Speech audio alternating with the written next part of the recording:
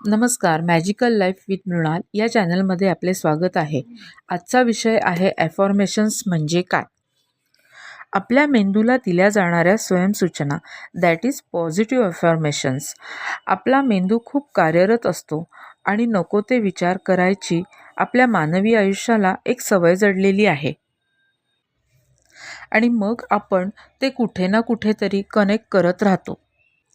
पण हे कनेक्शनच आपण चुकीचे करतो आणि आपल्या आयुष्यात अनेक तडजोडींना स्वीकारायला लागतो. अनेक प्रॉब्लेम्सना आपण जवळ बोलवतो, कारण आपलं आयुष्य म्हणजे आपल्याला ब्रह्मांड देत असलेल्या गोष्टी या ब्रह्मांडाकडून आपल्याला मिळवण्यासाठी आपण ब्रह्मांडाकडे मागावं लागतं.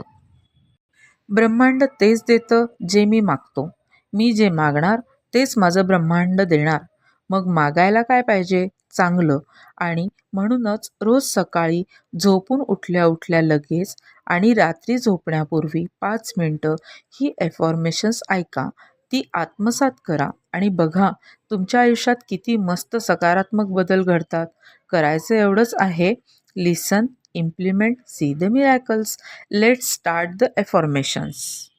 माझा प्रत्येक दिवस माझ्यासाठी नवीन संधी घेऊन येतो. माझं कुटुंब आणि माझा मित्रपरिवार नेहमी मला सकारात्मक ऊर्जा देतो. मला प्रत्येकाचा आदर आहे. मी आनंदी आहे. मला नेहमी सकारात्मक लोक भेटतात. मी यशस्वी आहे. माझं भविष्य छान आहे. मी खूप समाधानी आहे. माझं स्वतःवर प्रेम आहे. माझं व्यक्तिमत्व आदरणीय आहे. मी खूप समृद्ध आहे. मी श्रीमंत आहे.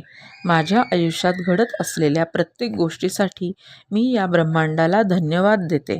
Thank you, thank you, thank you universe.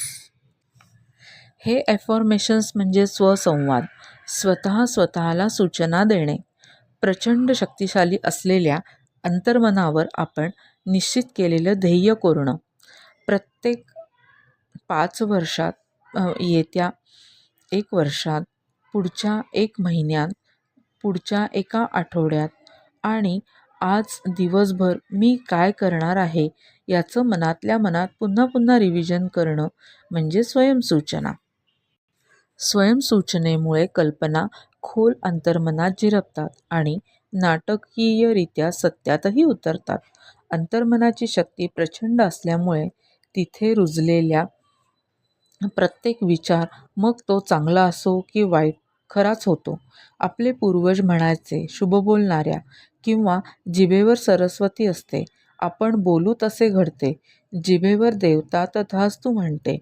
या सगळ्या अंधश्रद्धा नव्हत्या. यामागे मनोविज्ञान आहे.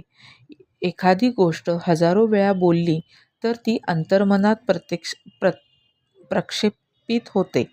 मग अशुभ कशाला बोलायचं? वाईट बोलून विनाशकाला आमंत्रण देण्यापेक्षा या सुखांनो या. माझा व्हिडिओ आवडला असेल तर लाईक करा, शेअर करा आणि सबस्क्राईब करा. आणि कमेंटमध्ये सांगा बरं का, कुठल्या टॉपिकवर मी बोलू किंवा तुम्हाला कुठला टॉपिक माझ्याकडनं ऐकायला आवडेल. Thank you so much.